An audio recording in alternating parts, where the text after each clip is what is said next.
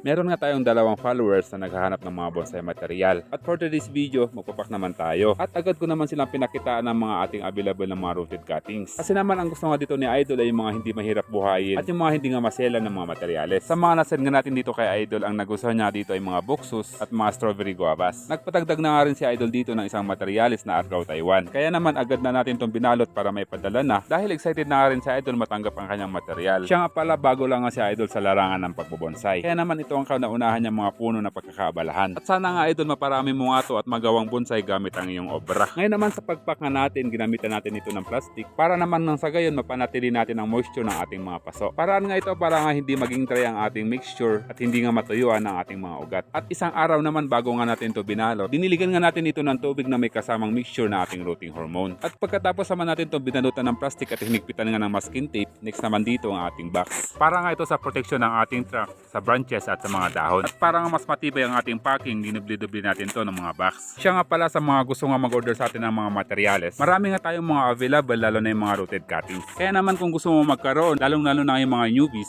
mensahe lang sa atin, marami akong sisend sa inyo na mga available. At abangan nyo nga rin yung mga materialis natin, nalalatagan nga natin ng mga initial wires. At sa ating mga career naman, may mga nagtatanong sa atin, ang gamit natin dito mga partas, Victory Liner Drop and Go at GRS Door to Door. Sa mga career naman ng mga JNT, Flash at LBC, wala nga tayo nun kasi hindi nga sila tumatanggap dito ng mga halaman sa Baguio City.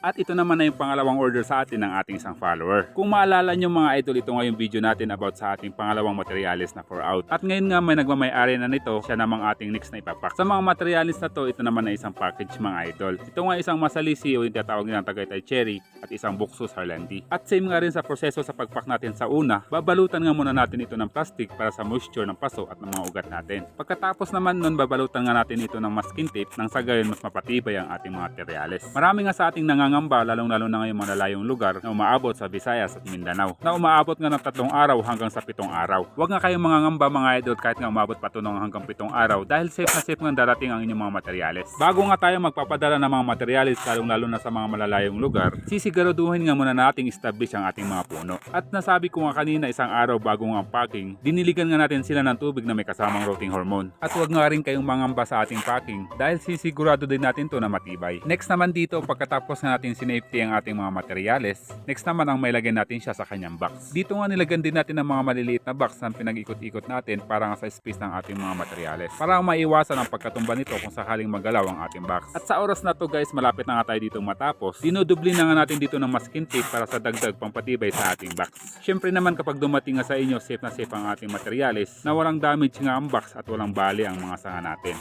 At ngayong tapos na ang ating pagpapak, samahan nyo ako mga idol para may padala gamit nga sa ating courier na GRS Door to Door. Ipapadala nga natin tong dalawa nating materyales sa Taguig at Nueva Ecija. Sa pagpapadala nga natin sa courier na GRS, ang unang step nga natin dito, mag-fill up nga muna tayo dito ng form kung kanino naman galing at kung kanino papunta at kung saang lugar nga papunta ang ating item. Kasama na nga ang date kung kailan nga ito ipapadala, ang mga phone number at mga signature nga natin. Pagkatapos nga nun, magpipila tayo at maghihintay hanggang sa tayo na nga magpapadala. At ang huling step naman ang pagbabayad natin sa kanyang shipping fee. At huwag nga kalimutan ang receipt na siya nga ipapadala natin sa ating buyer na hudyat na paparating na nga ang kanyang materyales.